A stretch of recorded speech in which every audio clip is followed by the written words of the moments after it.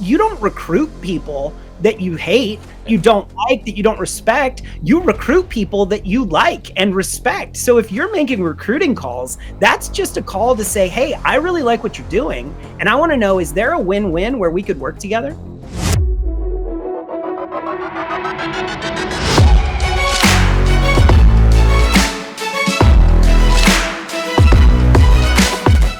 Welcome back to the Light It Up podcast. If you're new to this channel and you want to know everything about making money in real estate, selling, sales skills, building your business, or investing, then subscribe below, tap the bell for notifications so you can be the first to know what makes our great guests so successful. And we get calls and texts every single day from people just like you. So whether you're new in the business or looking to grow, reach out. We're happy to help. All right, let's jump into it. Let's do it. Jon Pugh, thank you so much for spending some time with us today, man. Thanks for getting me on the show finally, and sorry about the confusion last time. No confusion, man. We're just excited to have you here and spend some time with you today. I know KIRO and I have done a couple conference calls, webinars, a lot of different interactions with you, and all of them have been wildly beneficial. So we thought it was a very easy decision just to have you come on here. So thank you. Awesome. So to get started, for the people who don't know you, Jon, who is Jon Pugh? To talk about myself in third person, what would I like other people to say about me? The way I'd love to be remembered or talked about when I'm not in the room would be to say that I'm an incredible dad. That is first and foremost my priority. I built my entire life and my businesses as such to make my family the first priority in everything that I do. So I coach three sports teams right now. I coach 2 football teams for my kids and a soccer team, basketball team, baseball team in other seasons. So I put a ton of time into taking my kids to school, picking them up, being involved in the community, taking my wife out on date nights, things like that, right? So that's what's most important to me. So that's what I'd like to be known for. Past that, I help agents build mission-driven businesses. That's one of the things I'm known for and one of my specialties. I was named EXP instructor, or one of the EXP instructors of the year last year in 2022. Nice. I also won the Success 125 award, which was pretty cool to be on a list with people like, Will Smith and other superstars, along with my name, like Real Tiny at the bottom.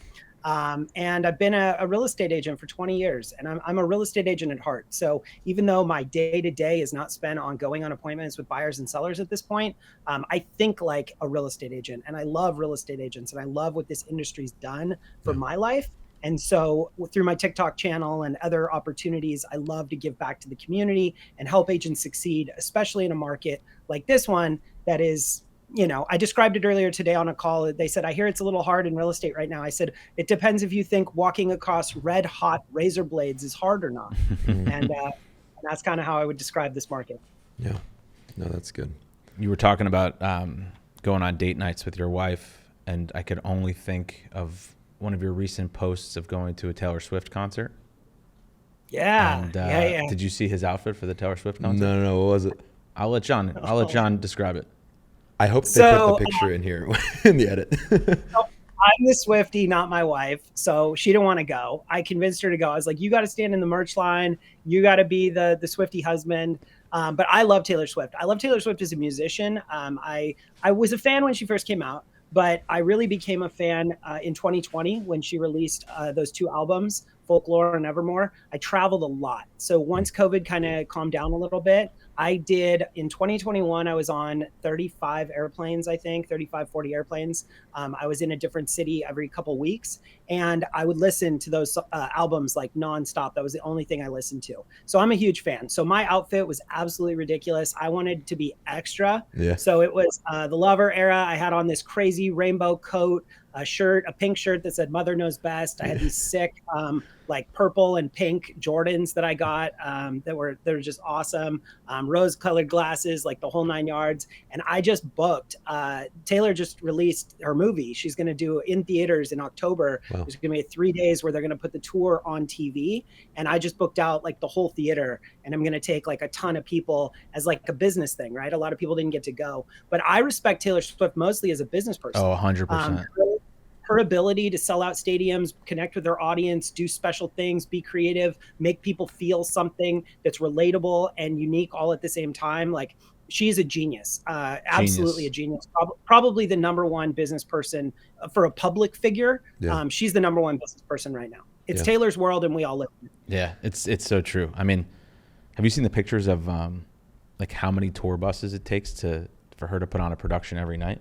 No. It's something like 25. I don't want to misquote it, but like it's a lot. And what's cool is she has 2 sets. So they leapfrog each other. It takes so long to set up her stage. She created such an experience with the stage that she would not be able to do as many dates if they didn't have 2 sets of stages. So while she's playing one set, they're setting up her next set, and they leapfrog each other. And they actually have to do this internationally across barges and all kinds of stuff. The logistics behind what she's done is brilliant, because she could have just said, well, I can only play half as many shows. But instead she said, no, let's turn it all the way up, and let's just go ahead and double up the production so we can do twice as many shows. And, she cleared $1 billion on that tour. Yeah. She's absolutely savage. Yeah, I was looking it up just while you were talking there. I mean, on her last tour, she was making between 9 and 13 million per show.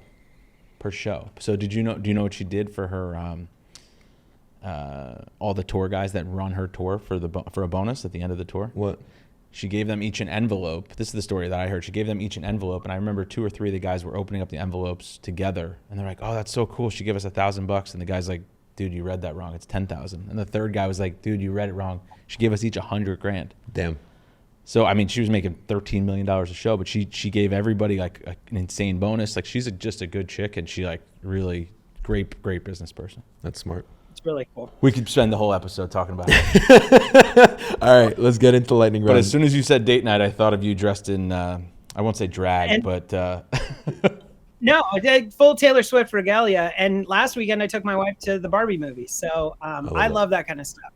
I told my wife the other day, she's like, since when did you start branding yourself a feminist? I'm like, I've always been a feminist. Like and she's like, what does that mean to you? I'm like, it means I love women. Yeah. Like, for me, a feminist is somebody who loves women. I love women. I love hanging out with women. I'm in a female-dominated industry. Like, I would rather hang out with a bunch of, like, people are like, go to a Taylor Swift concert. I'm like, where do you think all the hot girls are? Like, this is not a weird thing to do. Like, if you want to go hang out with 100,000 hot girls, go to the Taylor Swift concert. Very good ratio. That's there, a very too. good point, too.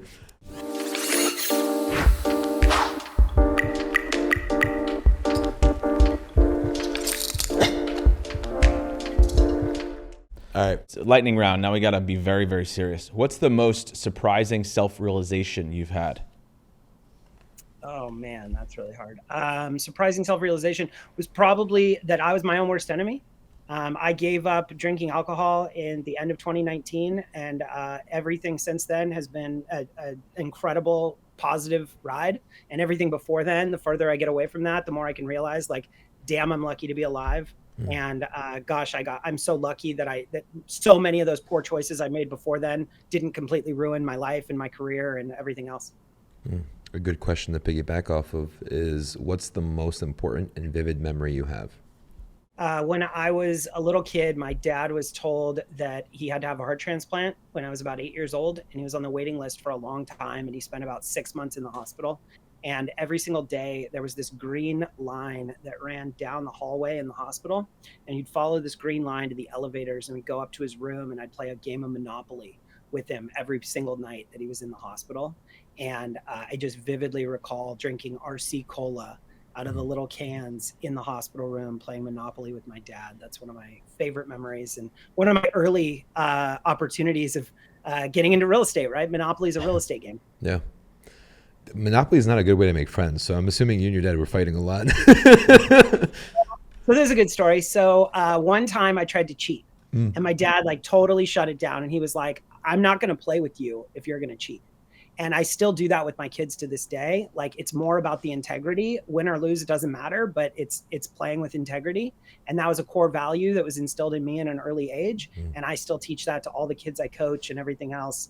I definitely win. I always win in Monopoly. So You don't want to play me. You're not going to like me if we play Monopoly together. Got it. What's one accomplishment you are most proud of? It's the easy answers are like, oh, my kids, that they're being raised happy, that I'm there and I'm present for them, that I gave up alcohol. I think a lot of those things are like easier answers. I think the thing that I'm most proud of that isn't like a trite answer is probably my attraction group, my revenue share group. I look at it as an expansion team. I've been able to get into the EXP top 100 within 3.5 years. I'm number 98 right now. That is a hard group to get into. Most of those agents have a significant head start. They are superstars. Like the people that I'm trying to track down right now, the people I want to get past are people like Elena Cardone. You know, I figure if I can pass somebody that has a private helicopter, that's pretty good. Yeah. Tarek El Moussa, right? Tarek has 10 reality shows, you know, TV shows, and a smoking hot ex-wife. Like if I can pass up him, that's pretty good. There's a few other people on there, right? So it's like if I can get past people like that, I feel like I'm in pretty good company. I love that you have a kill list, essentially. 100%, we're competitive in this industry. Yeah, of course. If you don't have something you're chasing. Yeah. And I always pick accountability partners that are kind of around me. And in the 3.5 years I've been doing this, I've been able to, you know, pass them over time. And then I pick a new one and then we go from there. I love that. What it was the worst job you've ever had? Oh man, worst job I ever had. So the worst thing you could ever do is not a hard job, it's a boring job. So the first 7 years of my career, I worked in the ultra luxury high-end real estate market in Orange County. So I sold $5 to $50 million houses along the coast. And in 2009, the market was just completely dead, right? 2009, we did some sales. 2010 was really hard, especially in that market. And so there was a time where I went 18 months without a sale. And we were just collecting listings. So when I left that partnership, I was managing, it was just me and a partner. I was managing $750 million of active listings. Wow. And we had $500 million of pocket listings. Wow. And we didn't sell any houses.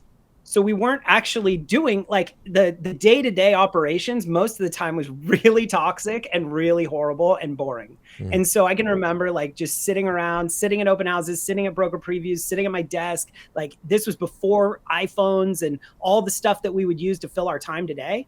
And so it was like I had like Perez Hilton and like a couple of blogs on the internet and the MSN homepage. Like there wasn't much to fill the space. You know, baseball games on Wi-Fi kind of. It was pretty miserable. Damn, that's $1.2 billion worth of real estate that you guys had wow. In a tough market. Just listen, and one person. We had 1.2 billion, and it was me and a partner, and that was it. Wow. That's All right. insane. Last question here for lightning round. What mistake do you keep making over and over? I try not to anymore. The biggest mistake I kept making over and over was drinking. I was getting drunk again. That was routine. These days, I don't continue to make mistakes repeatedly. Honestly, that's probably one of my biggest strengths. I correct for those mistakes pretty seriously. The biggest mistake I make often is saying yes. I am a high I personality. I enjoy people. I want to say yes to everything. And so I tend to overschedule myself. And then I kind of ride that all the way to burnout. And then I will recognize that that's coming and create space in my life. I love to do like a 30-day no challenge where I say no to one thing every single day to reinforce that habit. And saying no is really saying yes to something else that's a priority for you. And so I try and instill that to remind myself that, you know, no creates space for the things that you really like. Like that. No, that's powerful. Jumping into this, I want to give you a background story, especially for those listening. So when we went over to EXP, our sponsor is a guy named Colton Whitney out in Orange County. Yep. And I'm like, yes, I got it right. And when we went over to EXP, it took us a long time to decide on who we wanted to be our sponsor based on where we were for our business, right? And we wanted someone who was going to help us essentially be able to implement systems and structure around everything. So for us, EXP wasn't about getting revenue share or getting, building a downline. But we always trusted what Colton said because it came from a very genuine space. So when we first got onboarded and went to EXP, I remember on my calendar, I had an invitation and it was like agent expansion, like conversation with Jon Pugh. And I'm like, what the hell is this? What are we going to talk about? Right? Like they're going to talk about like building, recruiting people. Like, I don't want to do that. Like whatever the case it is. And then Jon was like, nah, man, let's just jump on. I remember the first call I came on and then you were right there, infectious with energy, so much conviction. And you're like, this has changed my life. Like if you're not doing it, you're stupid. And I'm like listening. And then there was so much value that it was just coming out of your mouth. Like it was effortless. We were talking about, we made this podcast out of just the joy of being around high people, like big people, this and the other. And you're like, well, it's your responsibility to create like that value for those people, or someone's going to take it from you and create their own story with that information. So it was so valuable what you were sharing with us. And it was almost like it's your duty to share it with your audience and the people who want that information. Can you share why you're so confident, why you have so much conviction in creating this revenue share and making it bigger and bigger? Yeah, absolutely. I'm super passionate about agent attraction, obviously, from the story that you just shared. The reason is because, number one, recruiting, agent attraction, growth, all those things, they get a really bad rap. So everyone's like, oh, well, I work at a brokerage where all we do is sell houses. Well, how was your brokerage built?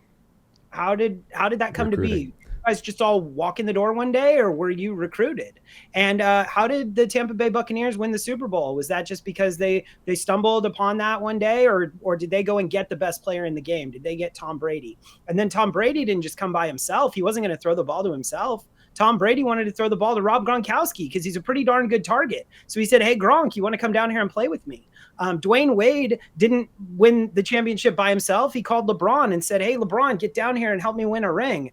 Everything you want in life, the team with the best players wins. And then conversely, not only do I like winning and do I want to build things and impact lives, but like when you play small, if I just sell houses, I can only impact the people that I work with directly. I can only work with buyers and sellers, and I can only work with so many of them. But through this model of agent attraction, I'm able to work with over 700 agents all around the world that I can directly partner with and help.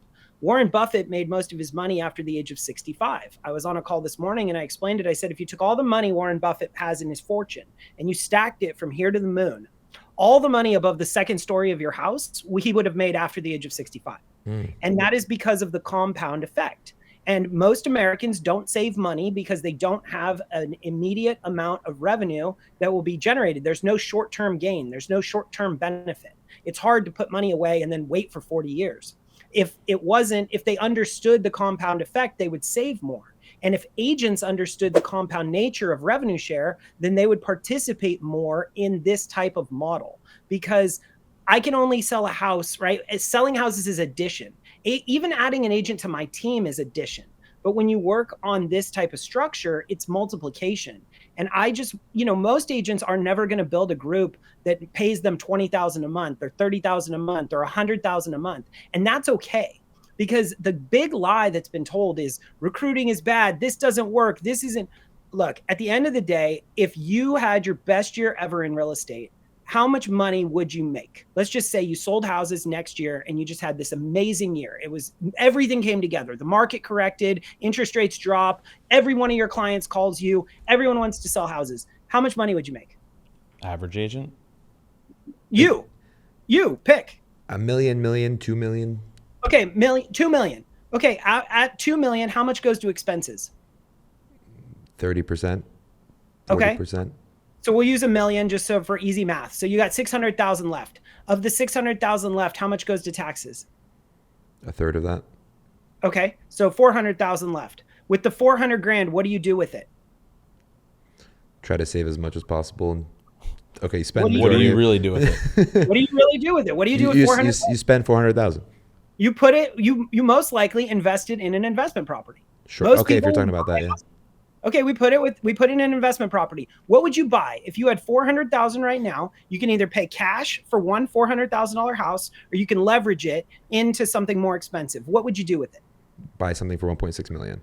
Okay, you buy something for 1.6 million. Now, with a $400,000 note at 1.6 million, the actual property you buy, is it going to be a duplex, 4 units? What are you thinking? Let's say it's a 6-unit building. 6-unit building. What is your cash flow, with including the note and the carry and the expenses, the vacancy, the maintenance, all is said and done? What do you think you cash flow on that, roughly? In our area, probably 6%. Okay. Dollars. So what's 6% of 1 24,000. No, so 6% on the 4. So cash on cash. So that would be like 24,000. $2,000 a month. $2,000 a month. Wow, that's crazy. So how many hours would you have to have worked to have your best year ever, to gross $1 million, to net 400 grand that you invest in this building, all the stuff that goes into it and everything else? How many hours would you have to work for that year to get that result?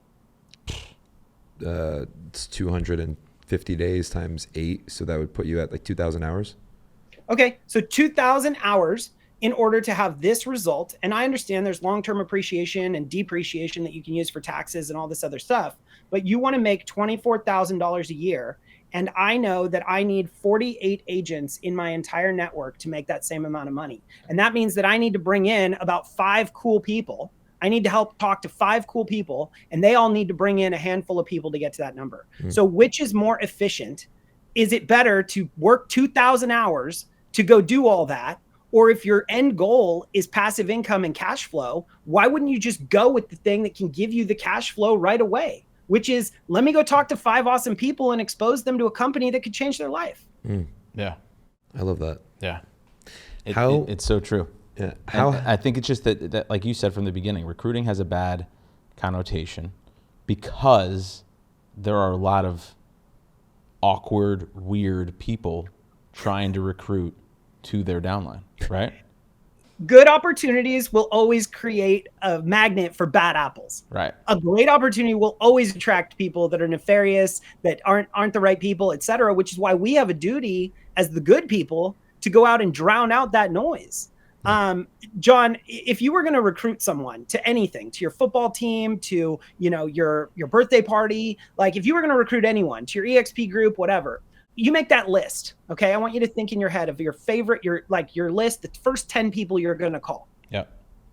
How many people on that list do you hate?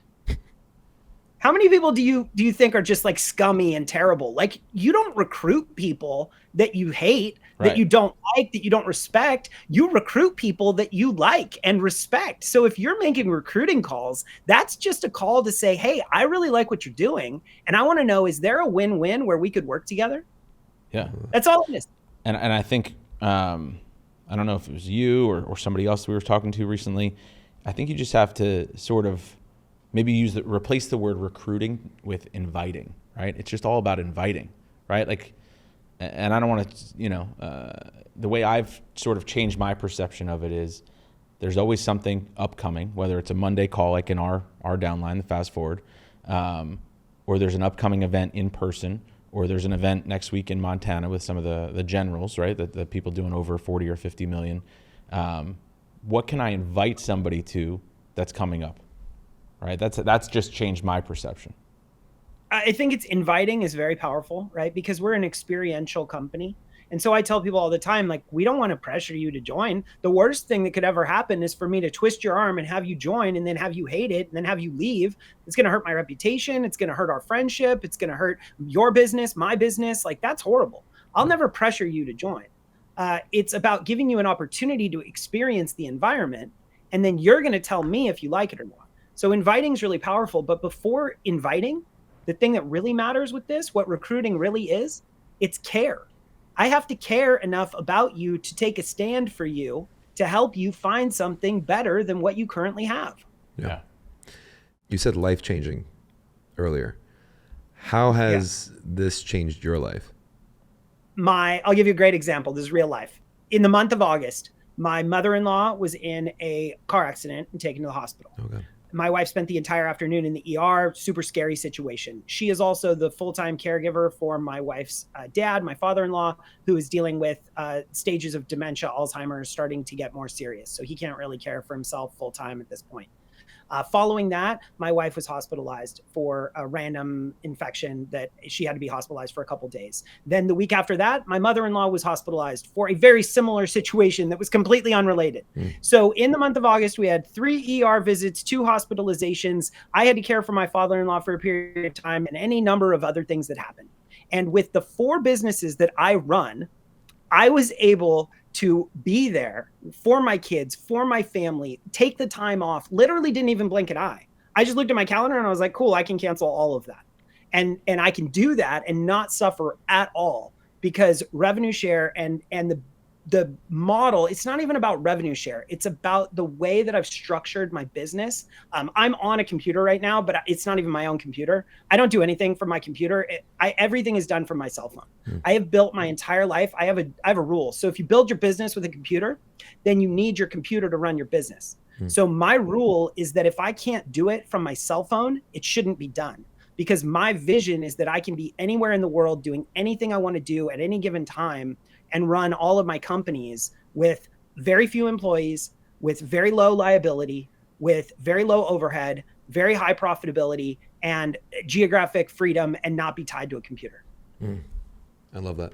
And it's not like you stumbled upon this, because it's almost like you were in EXP for a year, you didn't do anything, and then you almost made a decision to go balls deep into this and say, Did you say balls deep? I fully committed. Fully committed. Editing out.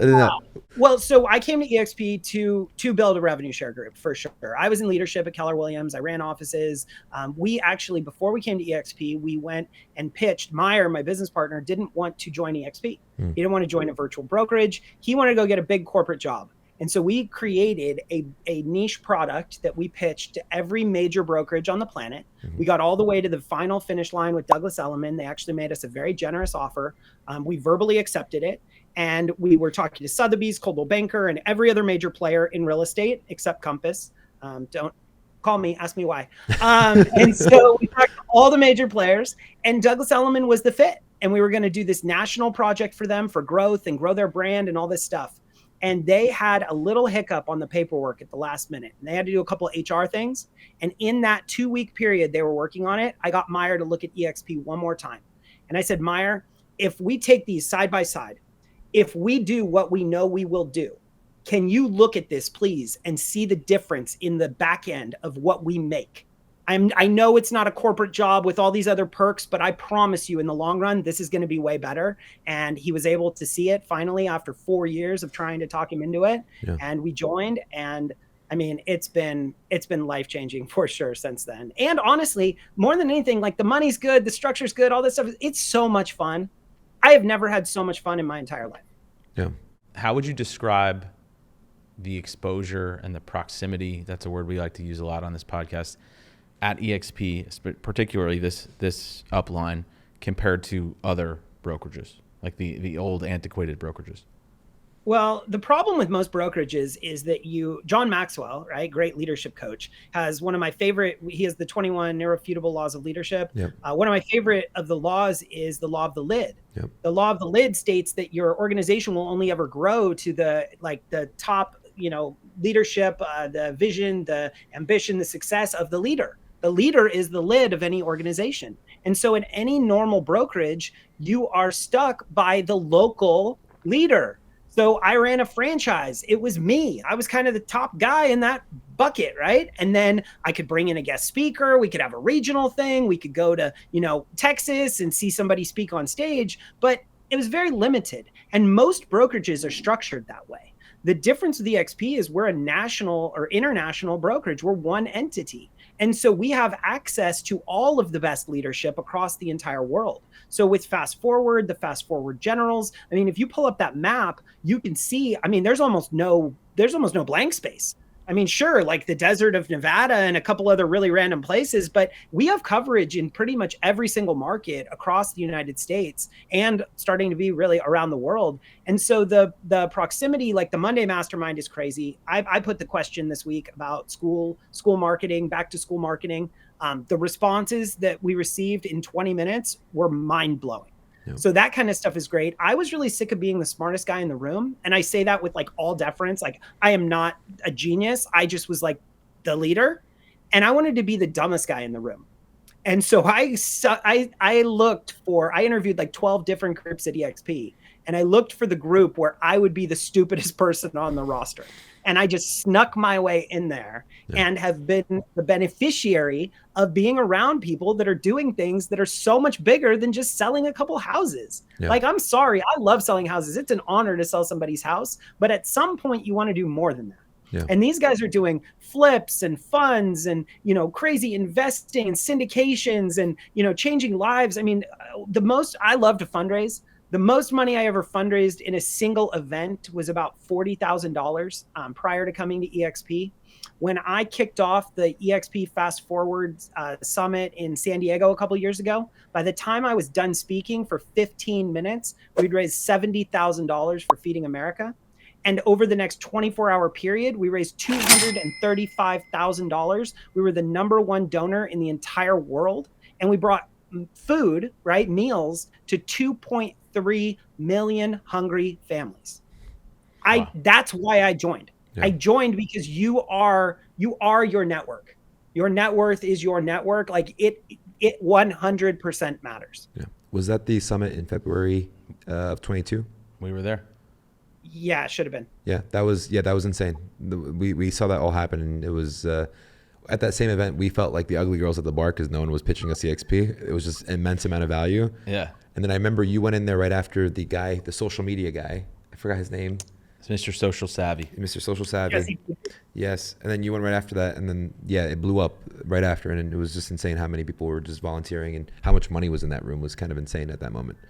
Your donations, if you're in fundraising and recruiting, same thing. But if you want to fundraise, it 100% depends on who your audience is. Yeah. Your audience will dictate your results. If you pitch a bunch of broke people, you're going to get small donations. And if you pitch a bunch of rich people, you're going to get big donations. And that's just the truth. And that's just another reflection of why who you surround yourself with is so important. Yeah. And you're rumored to be known as the connector, the ultimate connector. So when people get proximity to you, they're able to get connected to so many different people. Can you share what that means in your way? That's my superpower. I am not the smartest guy in the room, but I understand what people need. And so I hope my mom never watches this. I don't have a great relationship with my mom. I haven't talked to her in a couple of years, and she had a really rough childhood. And so I think as a result of the way that I was raised, because of the way she was raised, I have this very empathic nature. So I can really understand where someone is, and I can really feel what they're going through. And by doing that, I can intuitively know what they need. And so I'm able to either give them an introduction to the tool, the resource, or the person, and it's usually a person that they need to be connected with in order to get where they want to go. And so all of my success is determined by my ability to connect people to what they need. Yeah. Without naming names, can you give us an example of somebody, like a connection you've made recently? Sure, that's a good question. Yeah, just yesterday, my friend called me and she's like, "Hey, what about Google? How do you get Google reviews?" So she's one of my partners, and she sells 10 million a year. And she calls and she's like, "How do you get more Google reviews?" And I was like, "Well, why?" And I'm like, "What are you going to do? Are you using them as social proof? Are you putting them in a pre-listing package? Or are you looking to buy ads?" And she's like, "Well, a friend of mine asked, but also for me." And we go through this. And I was like, "Okay, well, if you want to do Google has this amazing ad program right now, and they will connect you to people who are ready to buy and sell. And it's not that expensive. The ROI is really good. But if you don't have reviews, it doesn't work that well." And I said, "By the way, the person who has been crushing it on this is my friend Brittany Stewart. So if you want to talk to anyone to know exactly what this looks like, you need to talk to Brittany." And so then I was able to get her connected with Brittany. I had Brittany share it with my entire group. That's going to change a lot of lives.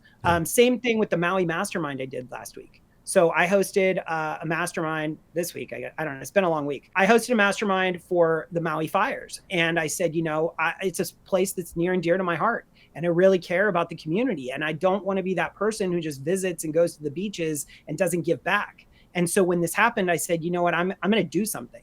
And the first thing I did is I started calling all of my well-experienced, successful, connected friends. And I said, "Hey, will you help me with this?" And every single one of them, without blinking an eye, said yes. And so we put it together within a week, and we were able to raise about $15,000. And we were also able to give a ton of value to the real estate community for free. If you go over to the EXP YouTube channel and you look at Maui Mastermind on the EXP Realty YouTube channel, it's 6 hours of recorded content, some of the best stuff you'll ever have, completely free. And in this market, I think in the next 6 months, we're going to see more real estate agents quit than we've ever seen in the history of real estate. And that includes the last 12 months, which have been really brutal. But the next 6 months, we're at a tipping point. Everyone is about to throw in the towel, and nobody has any idea how hard it's about to get. And so with that being in conjunction, the 15,000 I raised is very impactful and it means a lot to me, but so does the help that we gave the agents who desperately need it right now. No, that's golden. Okay. Now, you've been in EXP for how long? 5 years in total? 3.5 years. Okay, all in all. How big is your downline now? How many people do you have in your organization? So Meyer is my sponsor and Kyle Whistle is Meyer's sponsor, and Meyer and I are business partners. So Okay. Meyer has 702 agents as of today, and I have 656 agents as of today. Nice. And we collectively share both of those groups. Okay. Now, if someone wants to grow at a quick rate in such a short period of time, what are some, 2 or 3 things that they need to do to be able to get that momentum building? Colton's your sponsor, right? Yeah. Colton sent me a video the other day. Maybe you guys splice this in. He said, hey, I just want to let you know, thank you for everything. By the way, I'm going to be completely candid. When I first heard of the idea of agent attraction coaching, I thought it was so stupid. I thought it was BS. I was absolutely not interested, whatever. And I finally decided just to try it, just to prove that it was stupid. He goes, I have to tell you, I am so wrong. I am so sorry. It is the best coaching that I am getting. And I coach with all of the superstars in real estate. Please use this, show this to people, tell people. I was a skeptic, but so the first thing I would say is get a coach. If you're serious about anything in life, whether it's agent attraction, team growth, building a business, opening up a McDonald's, like anything you want to do in life, get a coach. Coaches are going to help you avoid mistakes, be more clear, be more accountable. Get a coach. So, if it's not me, get somebody to be your coach. Outside of that, you need to set a clear goal. So people who say, oh, I want to build a group. Well, how big?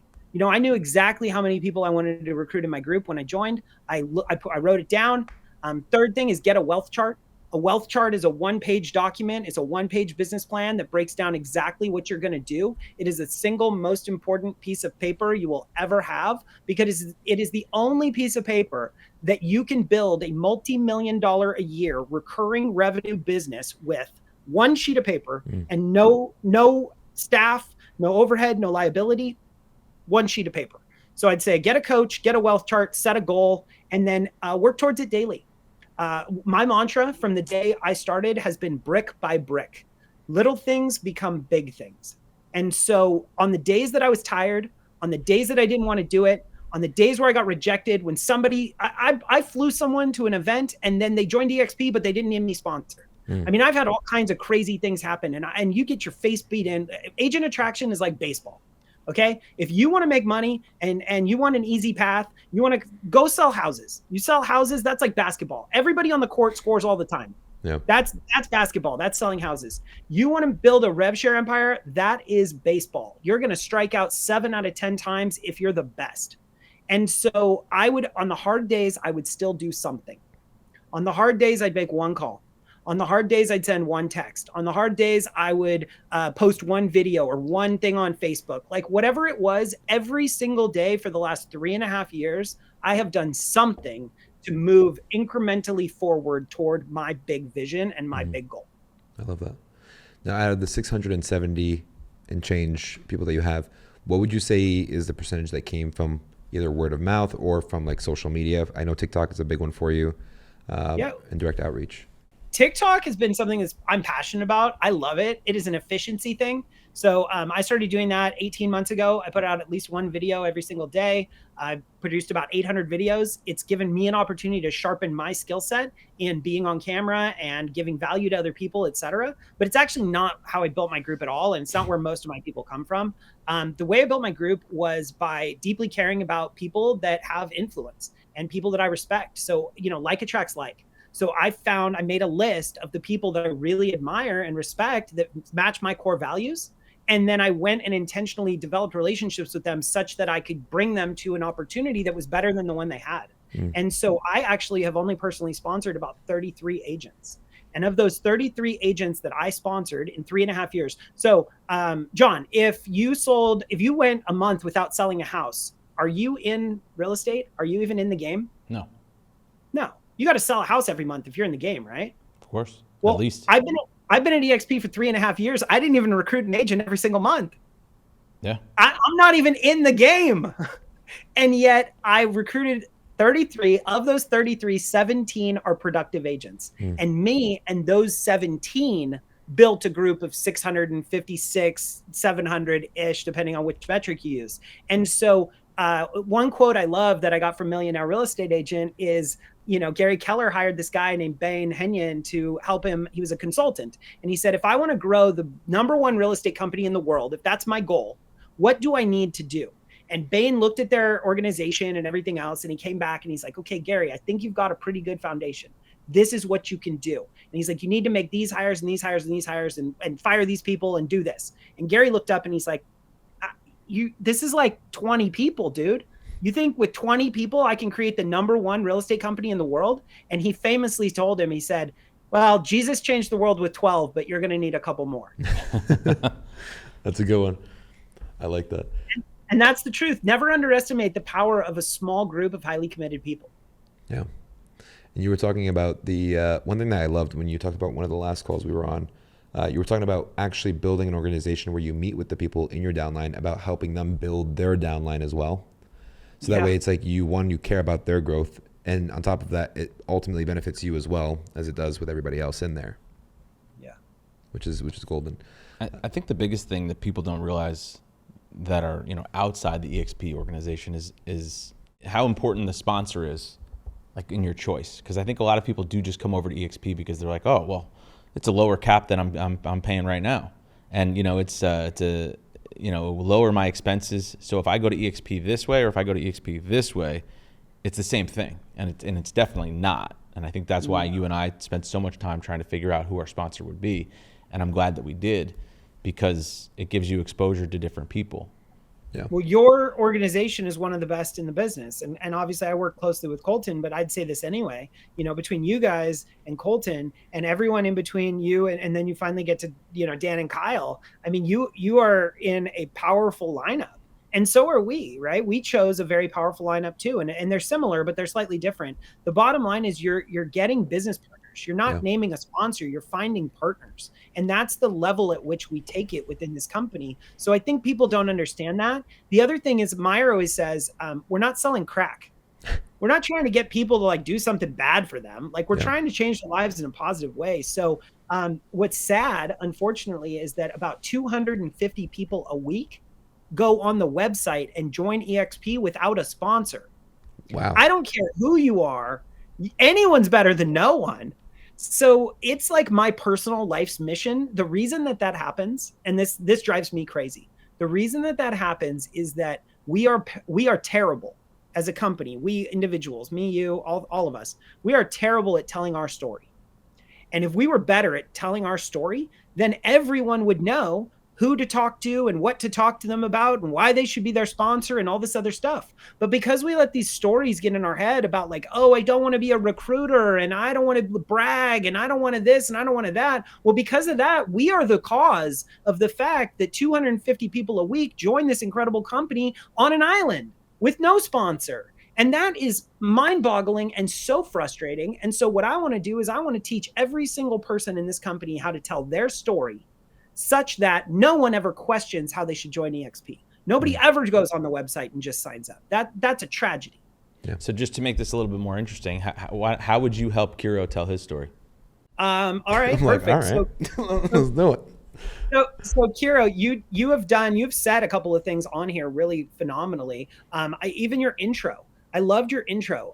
So when you were talking, you said, we get calls and texts all the time about people that are interested or curious. I can't requote it exactly, but that was how you led the program. Mm-hmm. And I will tell you that type of thing is really important, right? You want to normalize the behavior that you expect, because people will watch this. People will watch your podcast. I don't know how many episodes you've done. People watch this every single week and be like, man, KIRO is just the best ever. I love this guy. And they'll still go on the website and sign up without you. Yeah. Because they're afraid. They think you're busy or you're unavailable or like all this stuff. And the truth is, like, you would love nothing more than for them to reach out and text you. I get people all the time that tell me, I put a call to action out every day. And I have people all the time be like, I didn't know I could call you. I didn't know I could text you. I'm like, my cell phone number is right there. Yeah. How much more direct do I need to be? So number one, it's like clear calls to action. I like a formula that's like 80% value, 10% success stories, and 10% call to action. Direct, like a right hook, right? And the 80% value is like, how can I help the most amount of people with the things that they are likely struggling with? And then the 10% is like, KIRO, tell me about the people you've impacted. Tell me about the lives you've changed. Because people need to see someone who looks like them do something they want to do in order to have the confidence that they can do it too. So if you share about the people whose lives you've impacted, and you do that like on a 10% of the whole basis, then people will be like, wow, not only does KIRO add all this value, but he's also taken these 10 people on this journey. I might be the next one. And there's the call to action saying, reach out, call me, talk to me. And if you're watching this, guys, like, don't call me, call these guys. These guys are the one who put this on. These are the guys who care every single week to add value to this community. And these guys would take excellent care of you. And I mean, I can count on one hand the number of people that actually go all the way into EXP within our network and don't like it. And they're usually like, if you're 90 years old and you're listening to this, that's probably you. You probably are not a fit. I don't want to be ageist, but if you're not 90, you're probably going to like our environment. Yeah. No, that's golden. I think the biggest struggle that I had, because a lot of times when I'm talking to people, they'll be like, oh, like we had one girl, I'll never forget this story.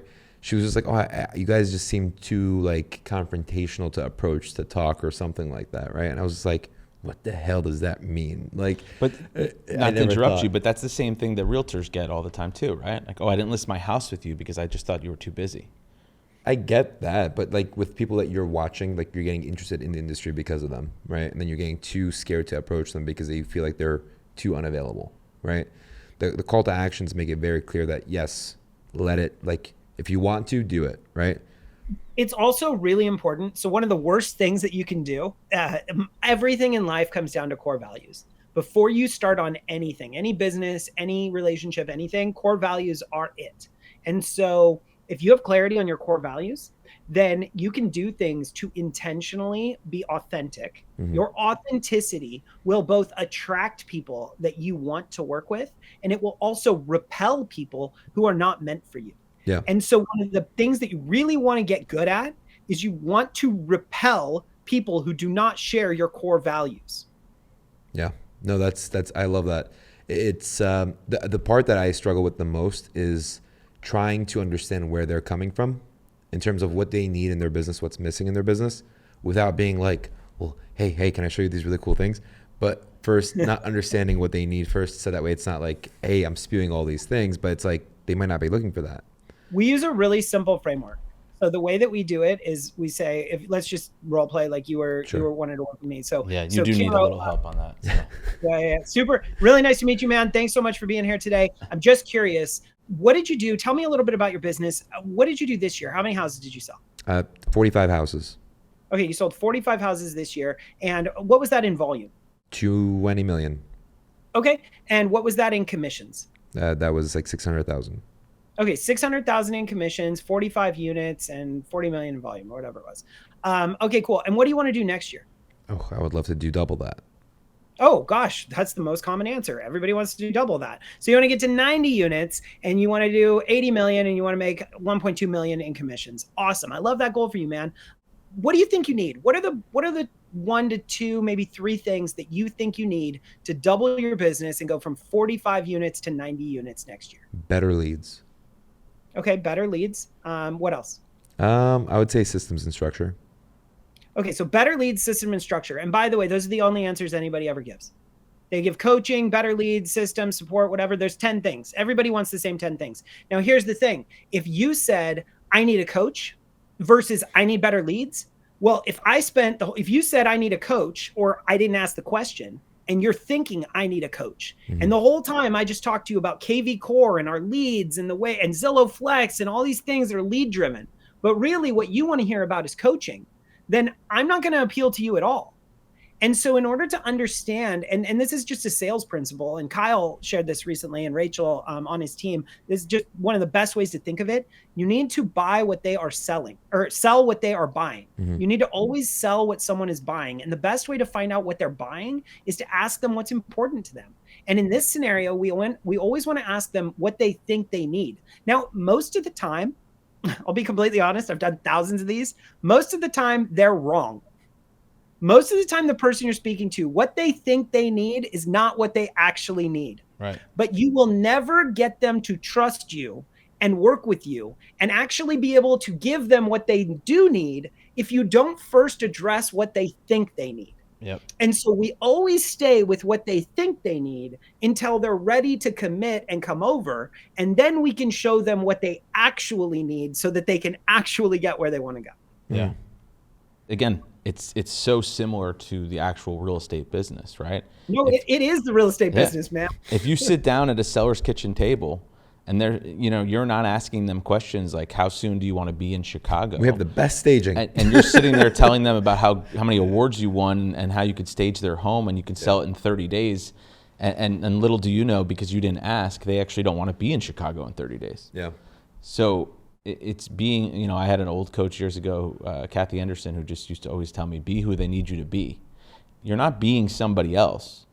Because there's so many people in our organization, if they say that they need help with social media and content, we can connect them with this person. If they say they need help with building a team, we can connect them with Colton Whitney.